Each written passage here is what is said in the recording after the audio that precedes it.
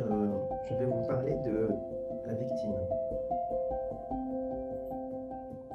En fait, la victime, ça n'existe pas, mais c'est un rôle qu'on s'attribue.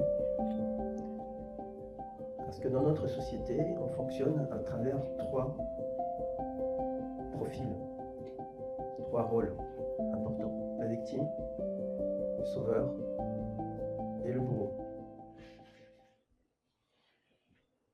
Est-ce que ça vous est déjà arrivé de vous plaindre dans votre vie? Qui s'est déjà plaint dans sa vie, au moins une fois?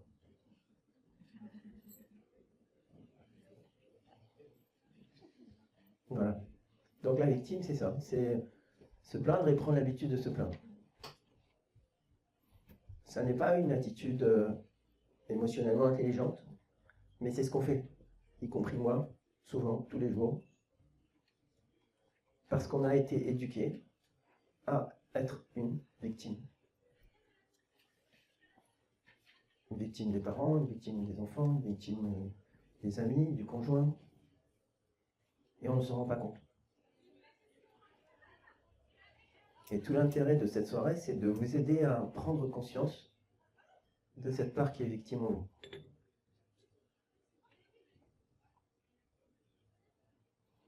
Pourquoi c'est important? C'est important parce que quand vous jouez la victime, vous n'êtes pas vous-même.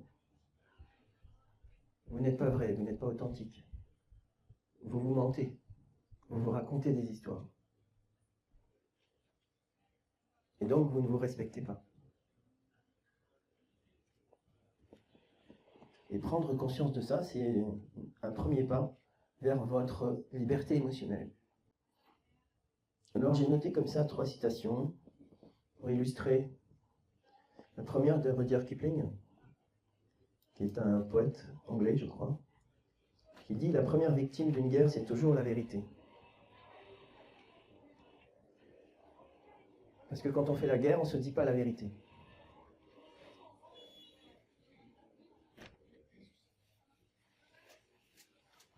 Pourquoi, quand on fait la guerre, on ne se dit pas la vérité? Parce qu'on a l'intention d'incarner la victime ou le bourreau.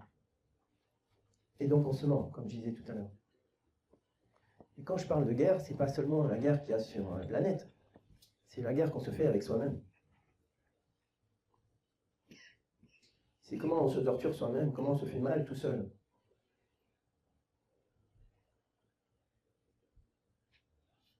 Et c'est une sacrée habitude qu'on nous a inculquée. Il n'est point dessein de bourreau qui ne lui soit suggéré par le regard de la victime. On parle souvent de harcèlement sexuel, harcèlement moral. C'est très à la mode depuis 10 ans. Mais en fait, ce que dit Pier Pablo Pasolini est tout à fait vrai. Ça veut dire que quand il y a une relation de bourreau à victime, les deux sont complices, consciemment ou inconsciemment. Ça veut dire qu'un bourreau ne va pas agresser une personne par hasard.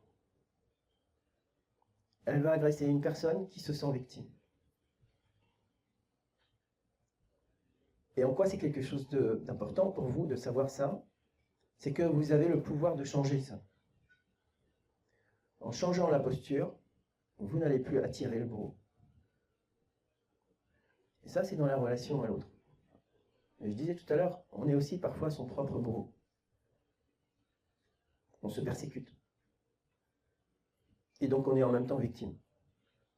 Ce que je veux dire, c'est qu'en fait, on a les 3 rôles qui sont activés à des moments différents de la journée. Il y a des moments où je suis bourreau, je persécute ma compagne. Il y a des moments où je suis victime, elle me persécute. Et il y a des moments où je la sauve parce que j'ai de la peine pour elle. Et les 3 rôles, c'est la même chose.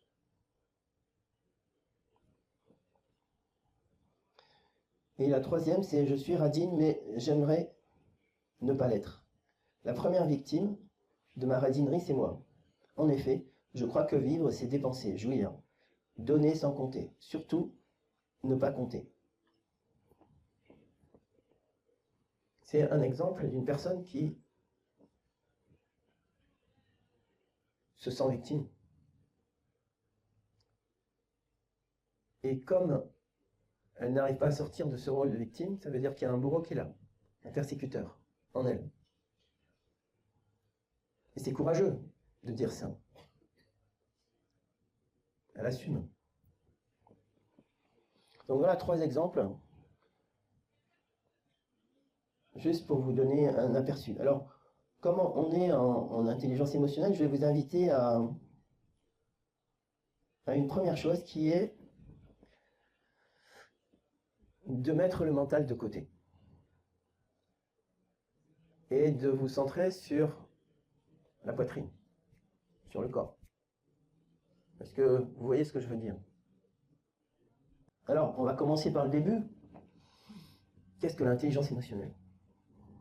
Alors, j'ai préparé une définition, comme chaque fois, qui est adaptée au thème. C'est apprendre à accueillir sa part victime sereinement, comme vous l'avez fait tout à l'heure, en acceptant de la laisser nous traverser sans craindre d'être envahi. Le principe de l'intelligence émotionnelle, c'est de laisser ces émotions nous traverser, de ne pas les retenir, de ne pas les cacher, de ne pas les empêcher de s'exprimer. L'essence même d'une émotion, c'est de s'exprimer.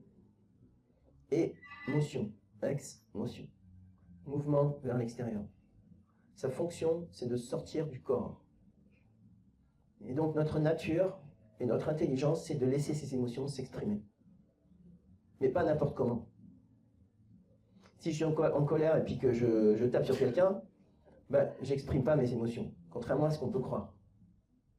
Je laisse ma colère prendre le dessus, m'envahir. C'est pour ça que je précise, nous laisser traverser sans crainte d'être envahi.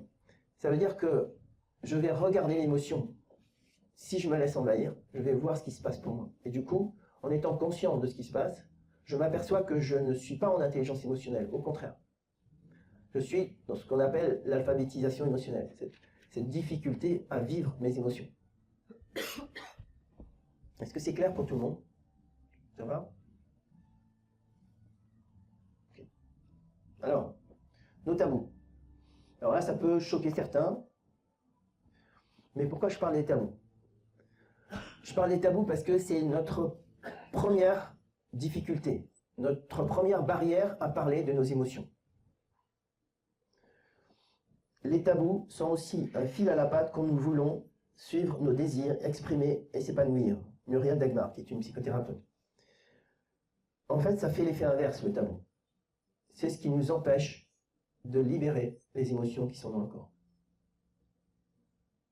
Alors, les tabous, c'est quoi? Qu'est-ce qu'il y a comme tabou dans notre société, par exemple? Voilà, sexualité, quoi d'autre? Le sexe, la bouffe et le pognon. Le sexe, l'argent, la bouffe, je sais pas si... Ouais, en France, c'est pas trop un tabou, ça va encore. La politique, c'est un tabou. On parle pas de politique. On s'engueule, c'est difficile de parler de politique. La religion, oui. La mort, c'est un tabou. Et pourtant, ça fait beaucoup de bien à une personne de parler de ça. Et la maladie, la vieillesse. Absolument. Donc il y a des tabous qu'on n'aborde pas. Et pourtant, comme vous le savez maintenant, si on n'aborde pas un sujet, qu'est-ce qui se passe? On implose à l'intérieur. Au lieu de s'exprimer, elle va s'imprimer. C'est plus une émotion, c'est une émotion. Et donc on fait exactement l'inverse de ce que l'émotion nous demande de faire. D'où le terme d'intelligence. C'est ça l'intelligence émotionnelle. Carte des émotions, les émotions sont dans le corps. Donc c'est là qu'il faut aller pour les libérer. Alors ça peut choquer certains, mais c'est pas en comprenant ce qui se passe et en répondant à la question pourquoi qu'on libère une émotion. Je suis désolé. C'est comment dire, un préjugé bien imprimé dans nos têtes. Mais la compréhension n'arrive qu'après la libération. Excuse-moi. Oui. Ça signifie quoi, là, les bonhommes? Alors, les couleurs. Le jaune, c'est l'énergie qui circule dans le corps. Par exemple, la colère, il y a beaucoup d'énergie qui circule dans les poings, dans le cœur et dans la mâchoire. Hein, vous voyez qu'on a la mâchoire contractée quand on a de la colère. On a les poings serrés. Et c'est ça qui crée de l'énergie. Donc quand on sent cette énergie dans la mâchoire, dans les poings et dans le cœur, alors on sait que c'est de la colère. D'accord? Et c'est vrai pour toutes les émotions. Et c'est comme ça qu'on apprend dans les trainings et dans les coachings à identifier nos émotions. C'est dans le corps.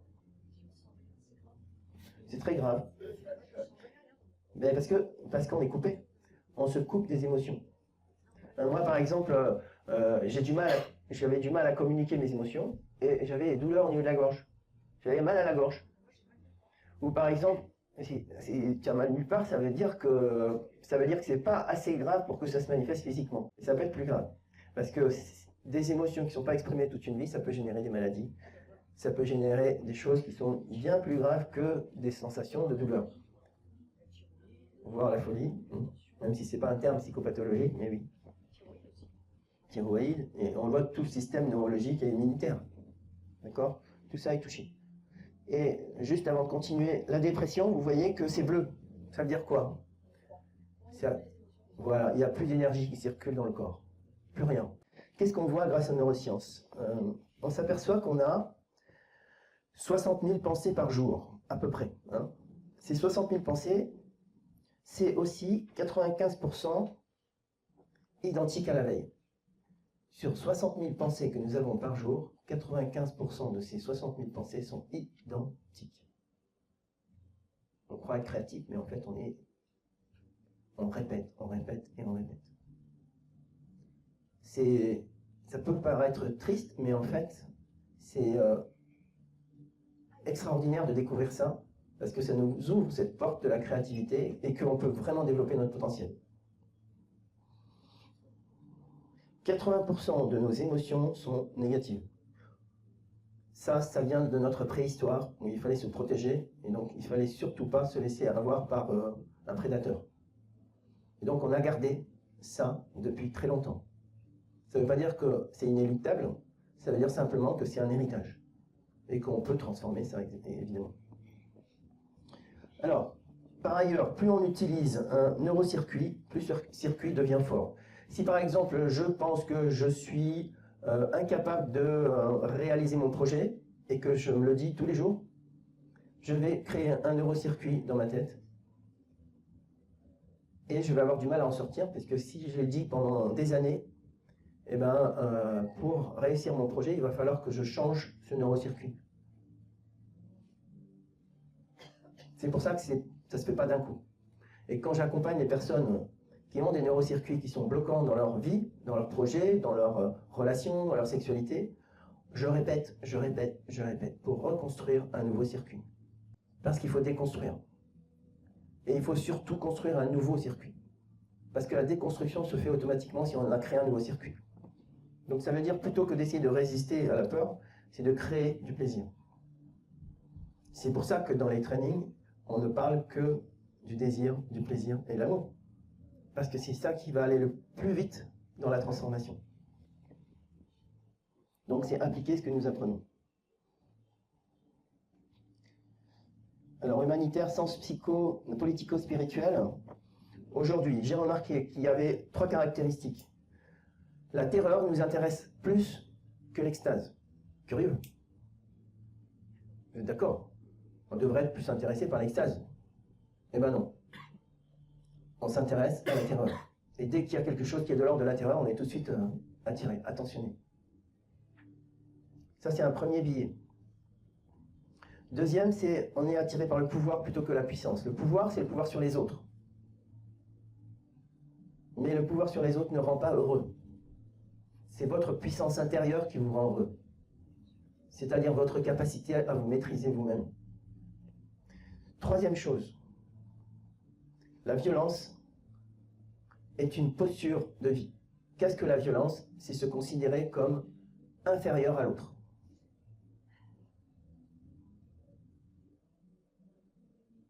Ça ne vous fait pas réagir? C'est se considérer comme inférieur à l'autre. Être violent, c'est se dire je suis inférieur à l'autre. Voilà. Je suis violent. Avec moi et avec l'autre. Quand je suis victime, je me considère comme inférieur à l'autre. Et donc, au lieu de nourrir cette violence, ce que je vous invite à faire, c'est de stimuler votre agressivité. Parce que ça, c'est très sain.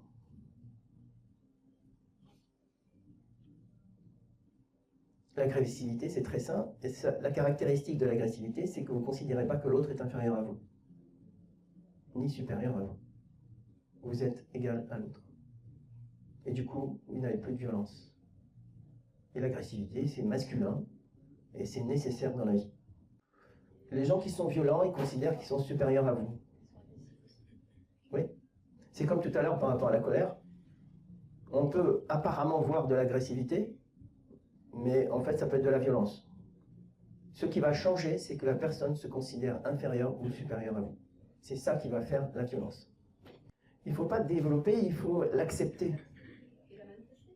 Oui, bien sûr. C'est comme la colère. C'est très sain la colère quand on veut se protéger. Quand on fait des arts martiaux, on est agressif. On n'est pas forcément violent. D'accord? Quand on viole quelqu'un, on est violent. Parce qu'on considère que l'autre est inférieur. Alors, tout ça pour arriver à quoi? À investir sur soi. Le meilleur investissement que vous puissiez faire, c'est d'investir sur vous.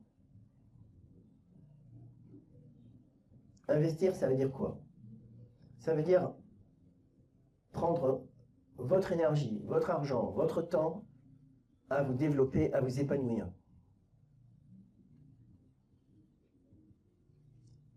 Et mettre moins d'énergie sur le reste. J'ai fait une interview sur l'argent, et c'est un peu le message que j'ai transmis, c'est vraiment utiliser vos ressources pour vous épanouir. Parce qu'on est vraiment, et ça aussi je l'ai dit dans une interview, au Moyen-Âge de notre intelligence émotionnelle. Et vous faites partie de l'élite parce que vous êtes là. Parce que ça vous intéresse, parce que c'est un sujet qui vous parle. Déjà, vous êtes conscient de l'importance de votre intelligence émotionnelle. Et ça, c'est 50% du travail. Ce que j'essaye de vous transmettre, c'est la vraie définition qui va vous aider à faire la différence entre la violence et l'agressivité. Et donc, vous allez expliquer à la personne qui vous dit « oui, mais tu es agressif », vous leur expliquez que vous exprimez de la colère. Ah, on l'a dit aussi. Eh ben oui, ben oui. Ben voilà, c'est tout à fait naturel et c'est important d'exprimer sa colère. Mais pas en reprochant à l'autre, hein, on est bien d'accord. Exprimer sa colère, c'est dire stop. C'est pas dire tu es un imbécile ou tu fais des conneries. Hein, on est bien d'accord, hein. C'est pas du tout pareil. Ben oui, ben oui. Parce que sinon vous devenez un persécuteur, un bourreau. On ne va pas l'aborder ce soir.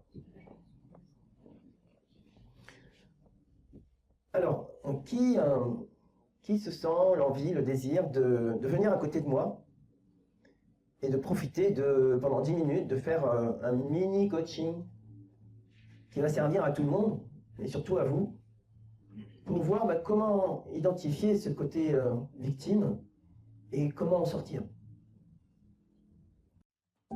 Si tu aimes cette vidéo et que tu veux nous encourager à continuer, nous t'invitons à t'abonner à la chaîne, à liker l'épisode et à laisser un commentaire pour nous donner ton avis. Tu peux aussi partager cette vidéo avec ton entourage si tu penses que ça peut les intéresser. Si tu as envie d'aller plus loin, Gilles propose des trainings et coachings en intelligence émotionnelle. Retrouve toutes les informations sur le site odyssemotion.com.